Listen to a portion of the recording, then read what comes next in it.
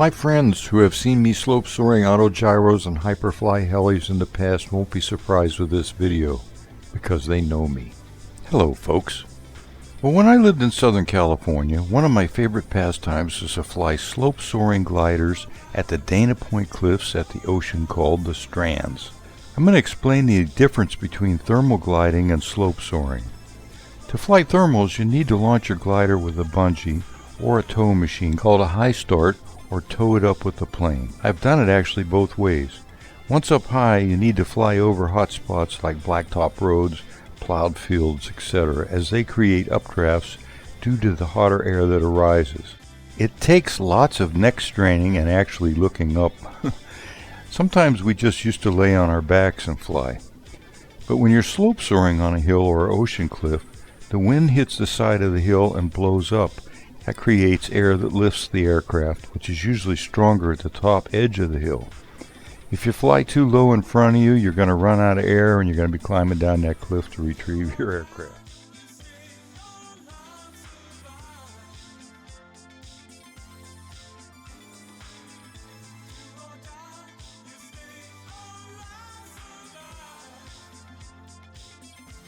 If you fly too far behind you, the air becomes a downdraft and you're going to have to land. Actually, this is the preferred way to land when it's time. It takes a bit of practice to master it, but once you figure it out, you can fly for as long as your battery holds out, sometimes hours. I flew lots of gliders and even heavy planes out there at the Strands when the wind was really blowing strong. Well, right after I sent my original Hyperfly no-tail rotor helicopter invention to Kyosho and was waiting for them to produce it, I flew one of my other prototype Hyperflies. By the way, we originally called it the Grasshopper Chopper Semicopter, but Kyosho changed the name to Hyperfly, which we like too. Here's a picture of me actually flying it in 1992 at the Strands. Well, I simply removed the heavy brushed motor and the NiCad battery, and there were no lipos in those days, and let the main rotor freewheel. Since the tail acted like a weather vane, it always pointed itself into the wind, and it worked great. It actually amazed everyone that came out to fly with me. When the final version was released by Kyosho and we got some, we flew it out there too, and it even flew better with the better tail plate. Well, as most of you know, I'm no stranger to RC helicopters for sure, and messed with them most of my life. Done some pretty strange things and unusual things with them, and it's all part of the learning curve.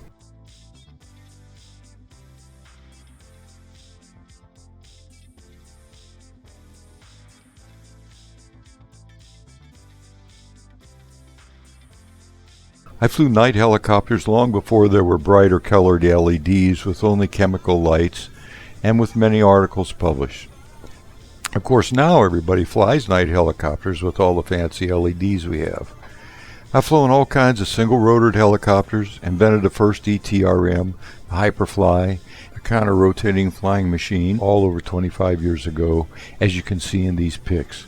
So it's no surprise that I would do slope soaring with one.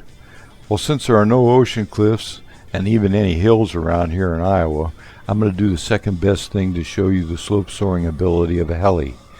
The model physics engine of my Aerofly Ultimate simulator is so close to real flying and is as hard to fly as real models, it makes the perfect choice to try it. I've turned up the wind and thermals up to high and can demonstrate what we did many years ago. With today's collective pitch helis, it's even easier. Remove the motor, put in a tiny receiver battery, and give it a try. If not, try it on your own simulator. If it's up to snuff, you'll be able to do it.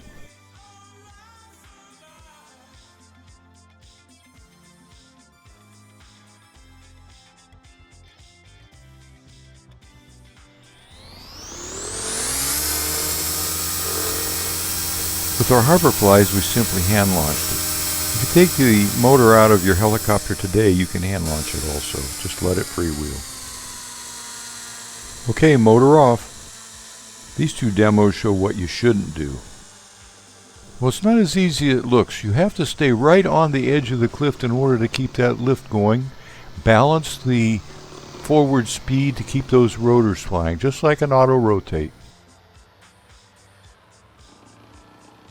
Tail rotor doesn't work very well, and if you get behind the lift, you're forced to land. Or crash. Let's try that again. Another example of what you should try to not do.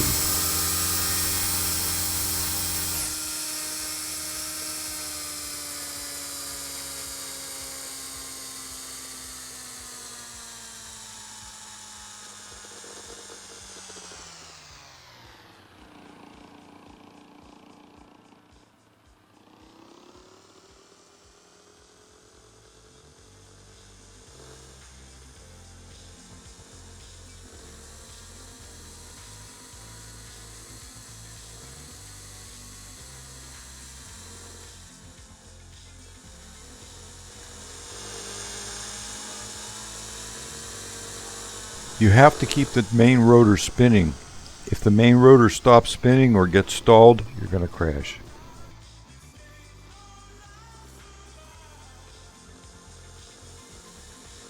Whoops, I got the rotor going too slow. It's too late to get it speeded back up again. Remember, crashing is part of the learning curve.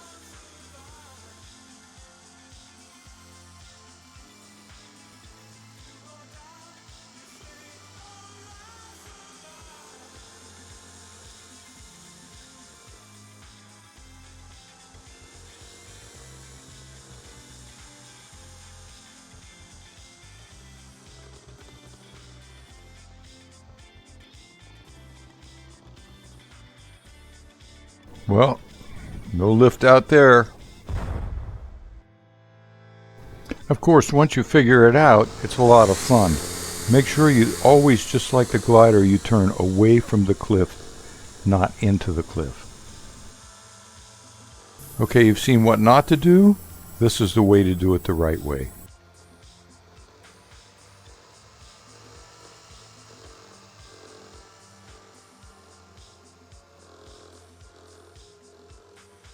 Well, remember, you really need the wind to be turned up high on your simulator, and if you're doing it in real life, you really need a good, strong, windy day. If you look at the right bottom corner, you'll see the compass down there.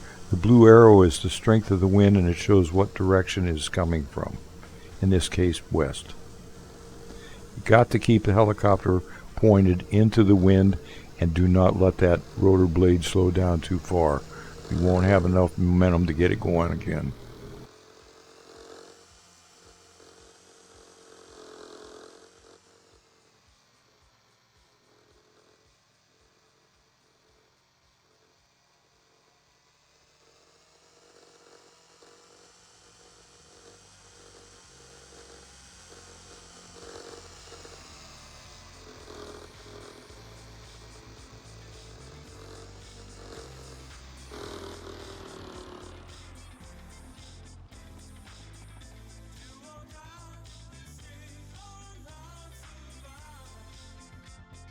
So you helicopter pilots who like to do auto rotations will really like this, and it's really good practice.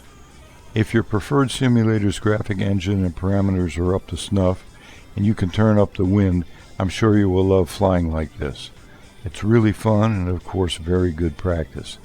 I have the wind turned up to 20, and that's sufficient enough to keep the rotors turning as needed to stay in the auto rotation. It just works like an auto gyro does. Keep moving forward, and with the right angle you'll be able to fly. So I hope you enjoy seeing this, and we'll try it yourselves. Happy flying and happy landings. Remember, if it sounds stupid but it works, it ain't stupid. Make some videos, I want to see.